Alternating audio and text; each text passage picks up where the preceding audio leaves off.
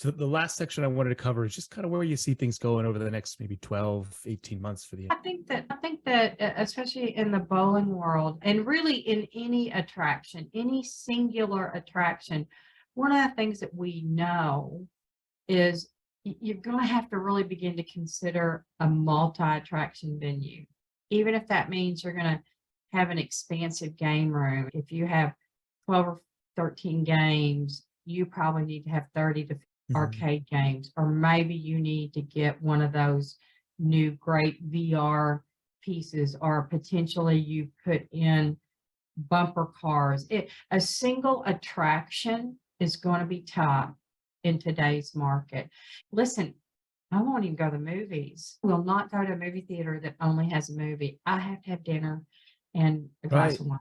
I mean, it's so silly. And so I don't know that necessarily a future trend, but I think that in the future, if you're willing to do that, to consider an added attraction, and there are things you can do that are not that expensive, and then there are things that are very elaborate. I see people completely transform their cafe type kitchens to serve or even sit down restaurants, and those are very expensive.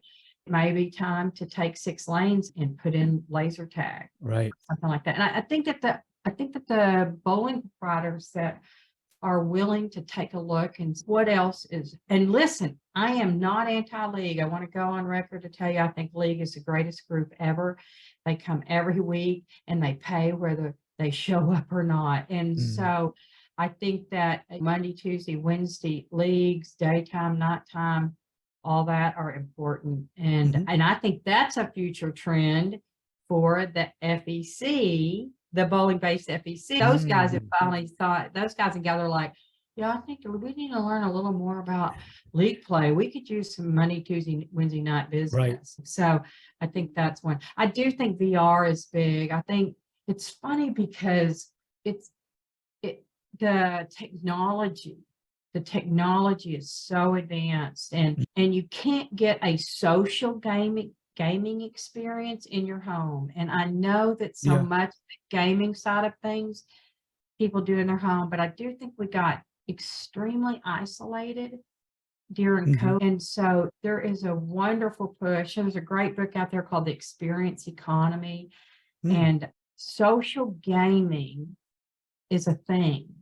And in your bar, if you're not taking advantage of having Connect Four and Big Jenga and what is it called? Not bags. I mean, some people call it bags, but cornhole. Yeah. If you're not doing some of those things, those are easy things that maybe aren't even financial. Like, I don't know that you can make anybody pay you to play Connect Four or Big Jenga or cornhole. You know what they'll do? They'll hang out in your bar longer. Drink it. They'll drink one more drink and eat a little bit more food. You want to be together. Social gaming may be the best trend in the next 12 to 18 months. And how do I leverage that? How do I make it easier for people to be together, to hang out, that sort of thing? Yeah, I like that a lot. That's a great point. I didn't think about it. And a lot of it, like you said, it's not very expensive to do that stuff. No, it's not expensive to add that stuff, and it can be quite fruitful if it doubles your food and beverage sales. Because I think this double up thing might be a theme for it. I like it. I love it. Hey, did you like this video? Great. We make 10 of them a week. Subscribe to learn more and keep learning about what's working in the industry. Talk to you then.